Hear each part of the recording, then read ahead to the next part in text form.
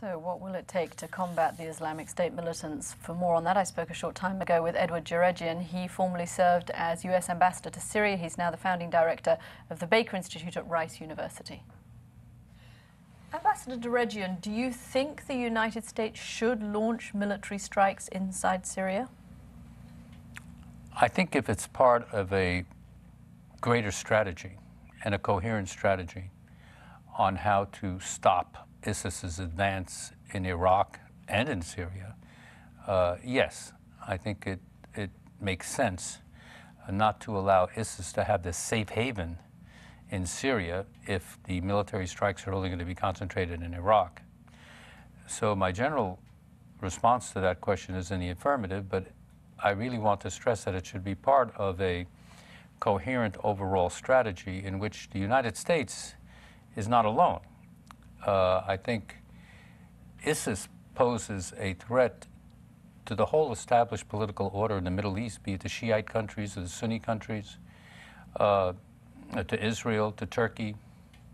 So this danger called ISIS also, in my mind, creates an opportunity to get a coalition together to contain it and hopefully destroy it. What leverage can the United States use to get that coalition together and to stop states in the region who might have supported the Islamic State or might have been supporting the Islamic State, to get them to stop them doing that?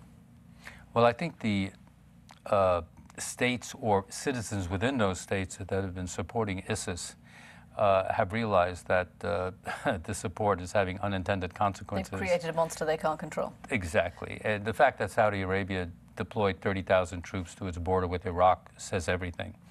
The fact that King Abdullah has spoken out against this Islamic radical trend, and the fact that the Grand Mufti of Saudi Arabia was authorized to come out and say this is not Islam, shows you that there is a consensus, a growing consensus on the part of Sunni countries and Shia countries, Iran, for example, and Iraq, that this poses a common threat. You mentioned the individuals, because it's not always states that are supporting this financing. What could the United States do to put pressure on those individuals?